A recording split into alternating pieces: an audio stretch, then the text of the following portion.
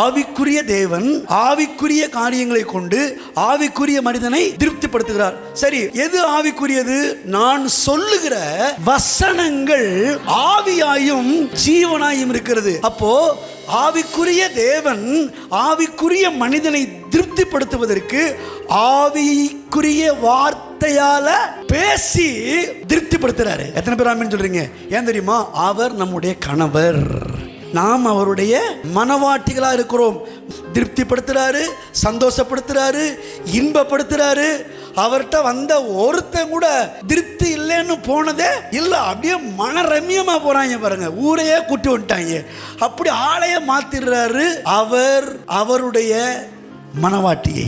அப்படியே மாம்சத்துக்குரிய இந்த மனுஷனும் மனுஷியும் மாம்சத்துக்குரிய சில காரியங்கள் மூலமாய் மாம்சத்துக்குரிய மனைவி புருஷனும் ஒருவரை ஒருவர் சந்தோஷப்படுத்துவதும் ஒருவரை ஒருவர் திருப்திப்படுத்திக் கொள்வதும் ஒருவருக்கொருவர் இன்பங்களை அனுபவிக்கிறதும் தேவனுடைய திட்டமா இருக்கிறது.